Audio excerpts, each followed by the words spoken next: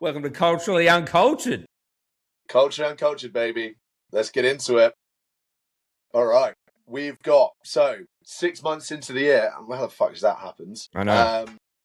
And I want to touch on, I tweaked this slightly because I think I wanted to dedicate a little bit more time to my five, I've gone from 3 but up to 5, just favourite TV shows. I think we'll do films next week of the year so far. So these are your 5 top shows that have come out this year. Yeah, 5 top shows that have come out this year. A couple of caveats. I've not done shows that are currently being released. Shows like House of the Dragon, etc., because they are still being released. They will trickle into the show review of the year. Your idea could be they could fuck it up still, even if they've had a good couple of episodes. They I'm a could bit still nervous about that. Crash this car. Yeah, no, that's fair. I like it. That's smart. And I will say, ladies and gentlemen, you're in safe hands with Conor. There's one thing I've learned. I mean, there's many things I've learned about Conor. Some of them I can't share on this podcast.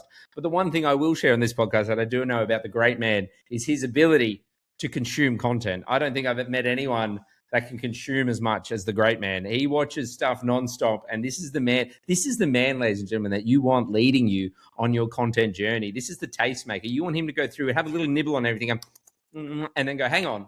This is what you need. Don't worry about that. Connor's the guy that's going to be at the restaurant getting the menu going, hey, guys, just shut the fuck up. I'm ordering for everyone. I've eaten everything on this menu, and I'm going to tell you what the best stuff is.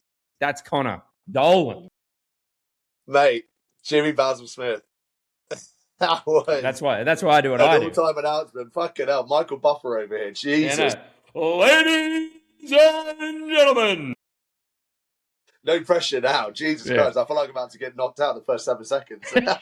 You're like that Simpsons episode, Homer versus Frederick Tatum. I mean, no disrespect to him or his family, but I'm hoping to turn them into widows. It's I feel like more, oh God, I feel like more gonna be like Jose Aldo, mate, just knocked out straight away after that. It's like the pressure is so on, it's just bang. No. Right, what you got? So you got 5. Give me a terrible show. Yeah. No, mate, those people are wrong. Ding dong, you're wrong. Tell me, what do you got? What we're doing with this as well is we're doing a show, and then people seem to like the crossover, the cultural crossover. What I think they're a mix between. I said that last week. I was chatting to Laurie, who I do NFL Afters with over at ESPN, and I told him about Widow's Bay, and I said your comp, which was a Stephen King novel or movie, meets Schitt's Creek, and he was like, "What the fuck?"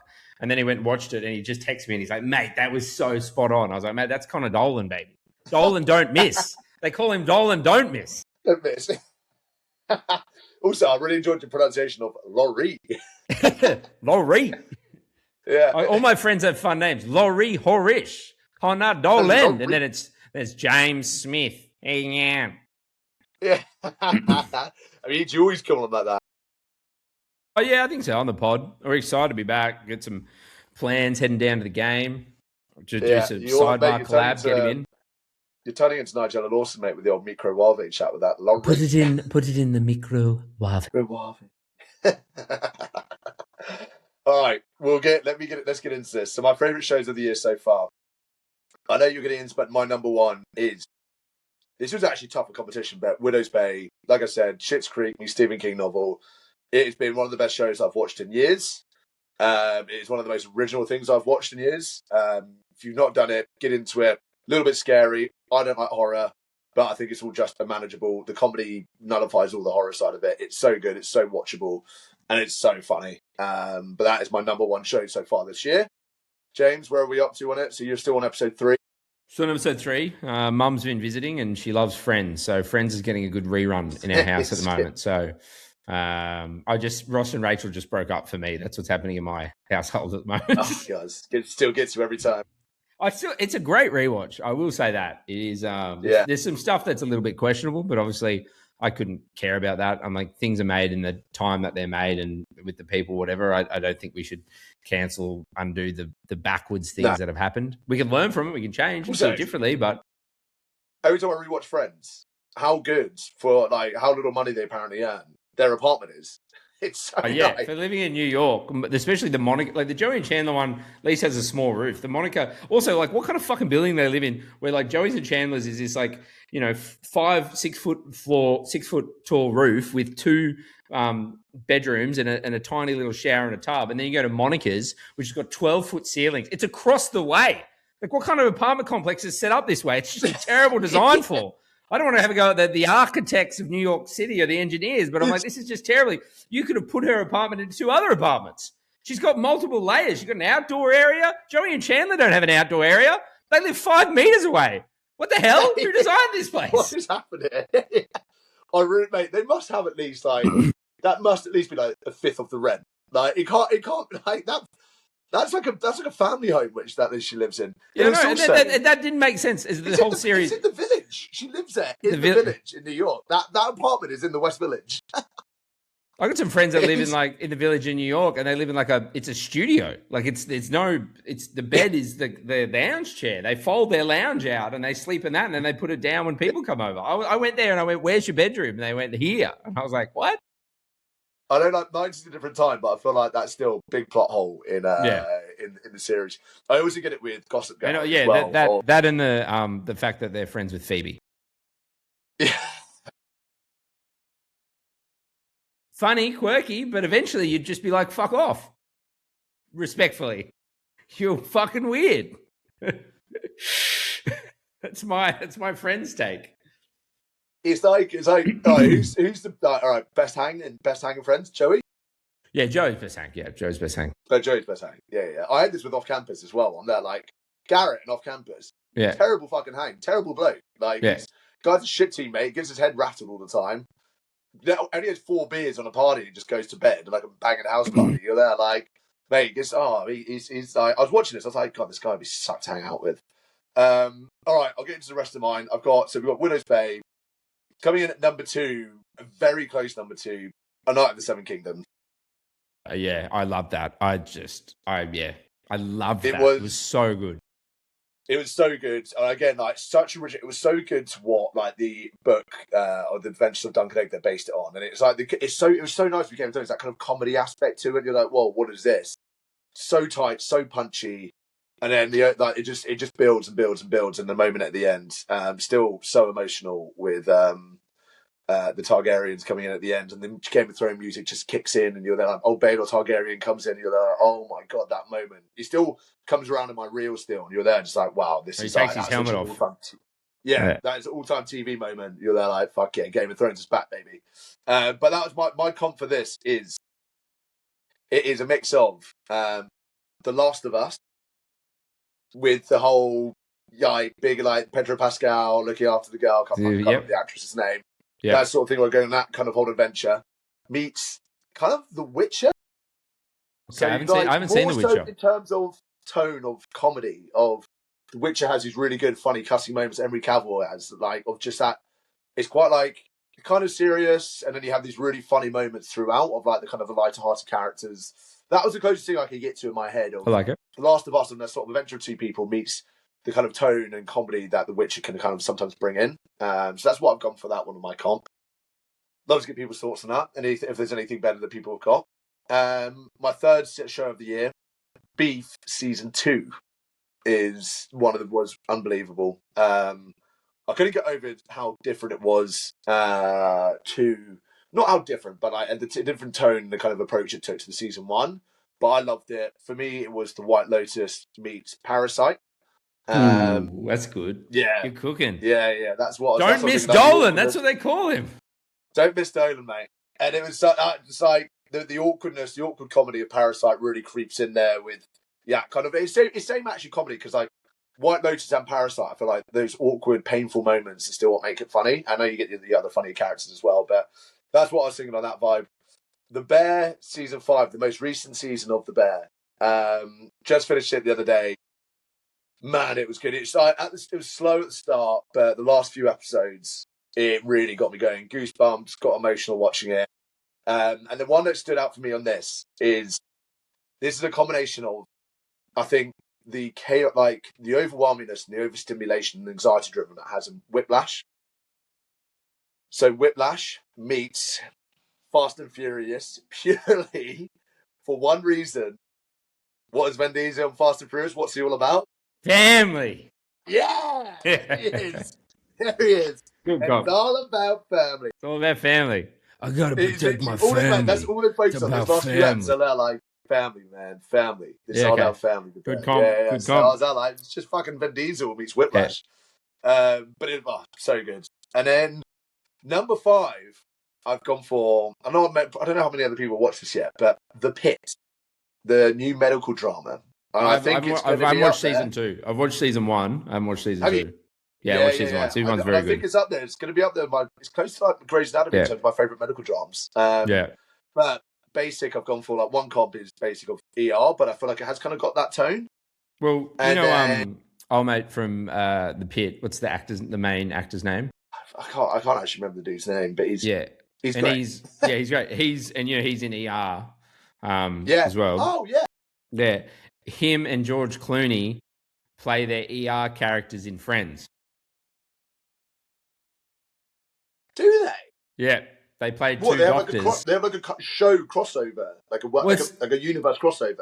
Well, it's not. I mean, they don't kind of acknowledge it that way, but yeah, Monica and Rachel go to the hospital and they meet them at the hospital, and Monica's pretending to be Rachel, and Rachel's pretending to be Monica because Rachel doesn't have health insurance, but Monica does.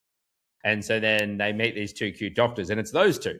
And then they go back to their apartment, but they got to pretend to be the other person, and that's where it kind of all unravels, and they think they're crazy. But yeah, it's both of them. Wyatt Noah? No, Wyatt Noah? No, Wyatt? No, Wyatt? Is that his name? Let's have a look at this quickly. The Pit. What's the guy's name? Noah Wyatt? Noah Weil. Yeah, Noah Weil and George Clooney are in Friends as their doctors. It's I was like, yeah. I need to maybe go back and have a look, watch that. And then George Clooney look back then as well. No, it looks rags. Looks awful. George Clooney. Yeah, I don't think he looks. He hasn't got the George Clooney. He has. Do you think so? I think he's still got it. No, not then. It's like this. This would have been early ER as well. Like this is early Friends. Like I think it was season 2. Like he doesn't really have that. He's got a bit of like the personality, but like the looks thing. He's a bit. I don't know, disheveled. Probably the best way. Disheveled. Okay. Sorry, but yes, you're on the Pit. What's your comp for the Pit? I've got ER meets 2024. I don't know. Did you ever do 24? I never did 24. Jack was his name. Jack Reach Around. Yeah, it's more like the 24 aspect. What I've taken from it is the 24 aspects. Oh, because it's 1 hour every episode. 1 hour. Yeah. And it's got like, and it plays out like 1 hour, like a shift essentially. And that's what 24 does. Yeah, that's what I'm going to go with on that. Couple of honourable mentions for this year as well, though. So far, Industry season 4. Still really enjoyed it. God, it's a lot to watch, but it is good. Man on Fire, the remake of Man on Fire, I enjoyed on Netflix. Margaret's Got Money Troubles was a nice little watch on I think it's Apple TV. It's Apple TV. Yeah. Good little watch if you want to get into it. It's also quite overstimulating, but it's good. It's got some good funny moments in it. And then this is a bit of a random one. I didn't necessarily think it was good, but I just enjoyed it for like a bit of nothingness. But Not Suitable for Work on Disney. It's like a new sort of young people in New York working in New York sort of vibe, like living in this apartment block. Randomly, it's got one of the main guys in it is the main guy from Friday Biz. You know the guy that does all the skits out of Friday Biz? So he's one of the main characters. Quite a funny character. But if anyone wants like an easy watch, this is one of the ones like just a nice bit of funny background TV. Somebody chilled after work.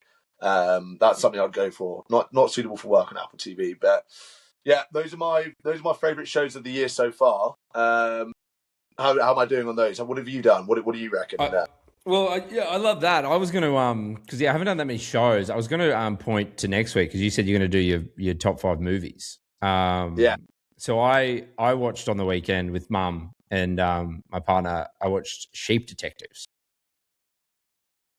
Have you seen it? I've not done this yet, but I've heard good things. Oh, it's good.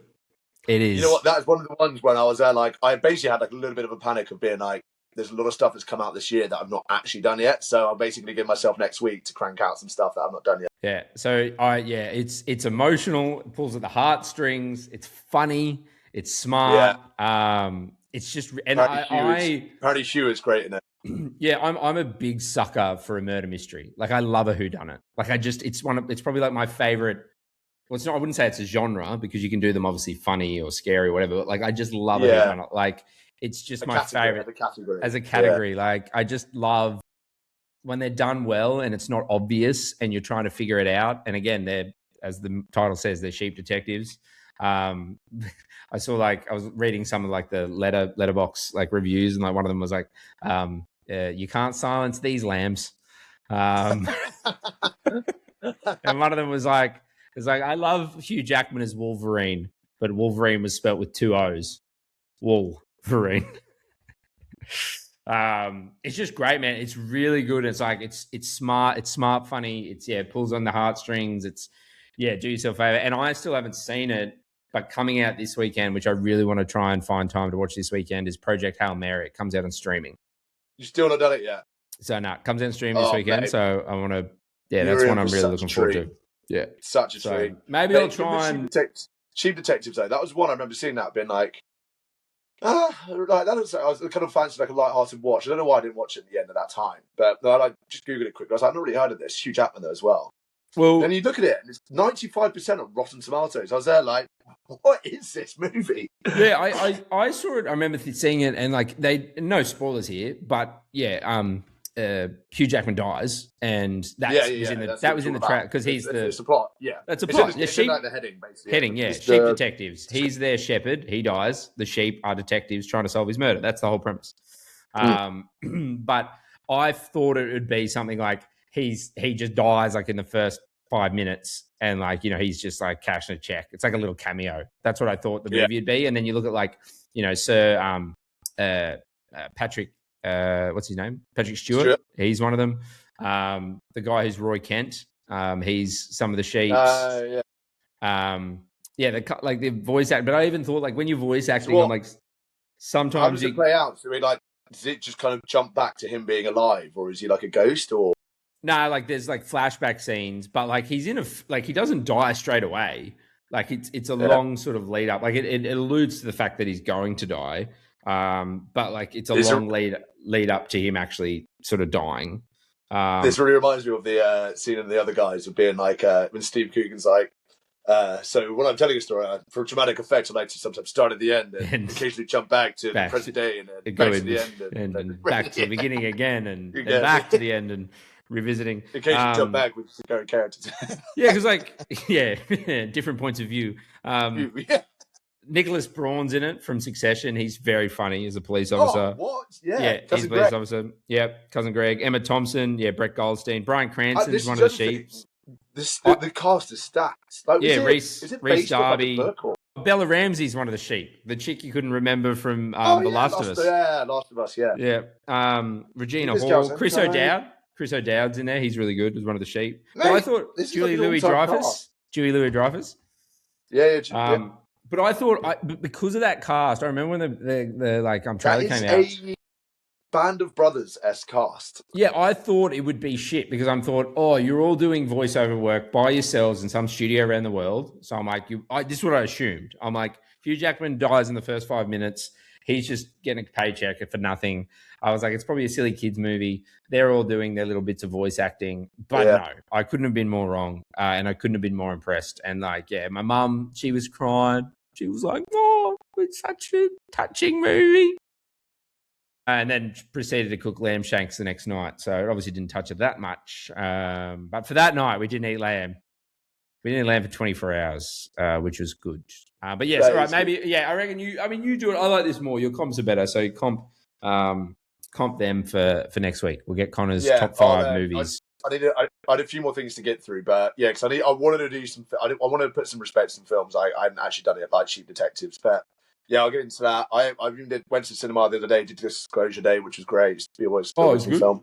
Yeah. Nice. It's good watch. It's like a nice little cinema trip, The where the studio is, Sidebar Studio, is not too far from where Conor lives in Sydney. Obviously, Conor is in London at the moment. But near, where we turn down to your house, there's like a big overpass there. There's that big, huge billboard there.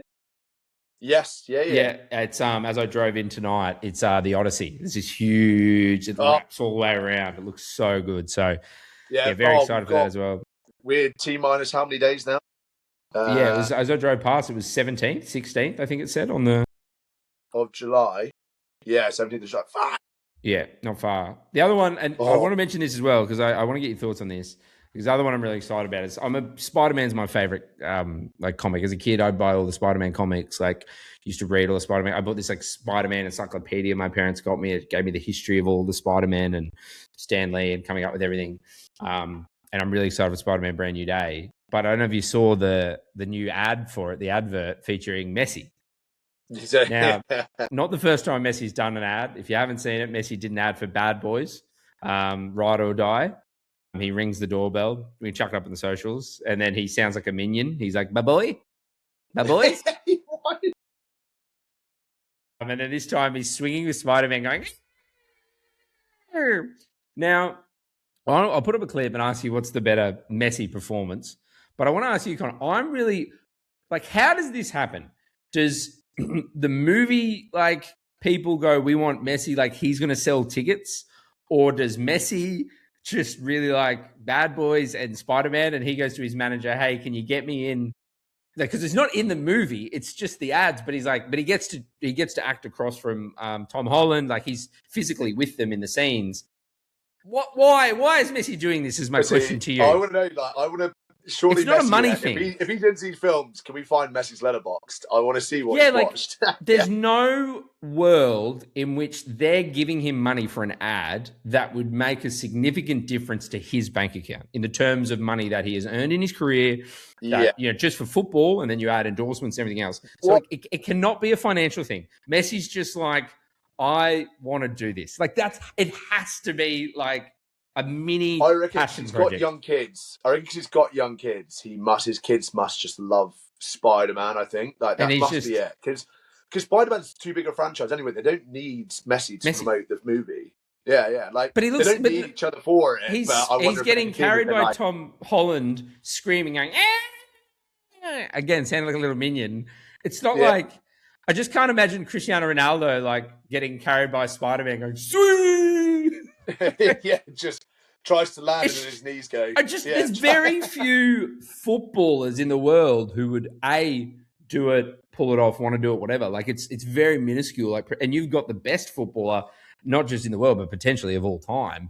I just find it so wild. I'm like, why is he doing this? Like, to your point, the kids. But I mean, the kids wouldn't know like Bad Boys, like Ride or Die. Like that wouldn't be in there. Bad Boys one's road, but I think the kids one is. You know what the Bad Boys one is? Miami, because he lives in Miami. Yeah, it's like, is that? Yeah, but he's still, but like, even if he lives in Miami, let's just say he lives in Miami, he's on the street where they're filming. Miami, because it's all Miami Bad Boys, though, isn't it? Yeah, but like, even if he lives down the street and they're filming the ad, like, it can't be a money thing. Like, because like, if they said, like it's $100 million for this 30-second, 15-second commercial, you go, yeah, because that's a stupid amount of money. But there's no way they're paying that amount of money because that's not a profitable exercise. They have to, it's advertising again. It's not for a cameo in the film. They're paying him to be in an ad. So it can't be it can't be like a part of him has to want to do it. And then they knocks on the door. He's like, my boy. My boy. I just love him, and I love it. I'm not having a go. I'm actually jealous. I'd love to be in some ads. I'm just fascinated as to like what he thinks when he's like. Did you see that post as well that came up again of his pizza? Did you see it? So this from years ago. Someone he put it up. He put it up on his story, going, "Oh, beautiful pizza!" Like on his Instagram years ago, and then he got roasted, and I think he deleted it. And then now it's been going again online during the World Cup. This is Leo Messi's pizza.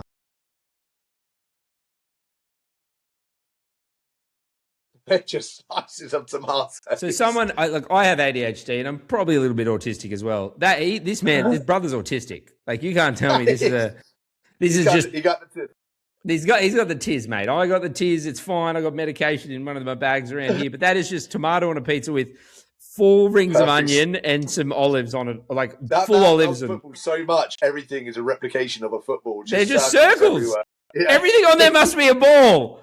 No wonder he's so fucking good. He fucking plays it, eats it. He is round objects. All right. We'll wrap up here. We'll come back again. Culture Uncultured. Conor will figure out how and when to put all this stuff up. So that'll go up online. But again, Conor will be back next week with the movies he's seen so far 2026. But I thought we'd get out here. We got a few more dad jokes from our boy Anthony. Yeah. All right, let's have a look. The plumber one was really good. Here we go. Oh, we got two this week. So let's have a listen. Here we go. I was recently.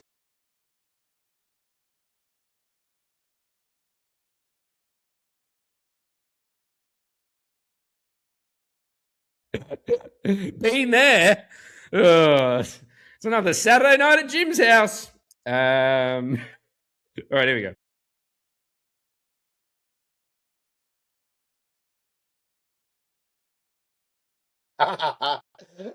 It took me a second. Yeah, a chicken-proof lawn. It's impeccable. Shout out to Ant. We love you, bud. Yeah, it's good. Very good, Ant. Very good as always. Keep it coming, boy. All right. Well, yeah, we got. Another pod will be back up next week. We'll obviously talk about England losing to Mexico and Harry Kane being lost to the Mexican mafia.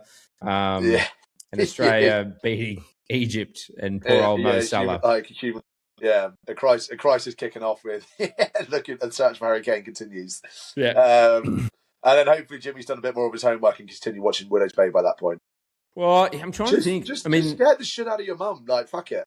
I don't know when, because the mornings I'm doing stuff and then I got work and then mum's watching Friends and Charles watched it with her. And to be fair. While you're at work, like, mum, can you just sit down and watch 3 episodes of this for when we get back? I need to watch the 4. Well, all mum's doing at home is just, she's looking after Goose and doing a bit of washing and cleaning. Shout out to mum. She's great. But yeah, she's just, she's punching out content. She was watching that other one you said on Apple TV. That's how I knew it was on there. One of the ones you recommended. Margaret something? Yeah, she's watching that. She's punching out content. She's the Colin Dolan of fucking my household. Sounds like she'd be a great help. We need to. You and my mum need to chat, exchange notes. Oh, the best one was the other night. She has wired headphones like me, and she's we got a little 2-bedroom apartment, and the bedrooms like literally next to each other. But we have the doors open because we got Goose and we're babysitting this other dog, so the dogs can go outside and come back in. And the other night, I'm like, Mum's like, I'm going to watch my show. And she goes she watches stuff on her iPad. And I can just hear it like really loudly. And I was like, I'm laying in bed. No, because she always wears headphones. And I'm like, I can hear that. And Charlotte's nudging me going, fuck, go talk to your mum. And mum's deaf. So I'm like, mum. Anyway, so I kid you not, she's laying in bed. She's got the iPad like this. She's laying there. She's got the headphones plugged in, but they're not plugged into the iPad. The cord's just hanging down by its side, and it's just blasting out of the iPad. And I'm like, Mum, and she goes, yes. I'm like, Mum, it's not plugged in. So what? I can't hear my show's on. We've all been there. We've all been there. That's like the ultimate, like when you do that on public transport. You're there, like. You think it's quite off with the sound. You're there, like everyone's looking at you. You're there, like. Shouldn't be watching porn on the bus. All right, that'll do it. That's it for Sidebar. Peace, love. We love yous. We'll be back next week. And as Conor always says, cheers for listening.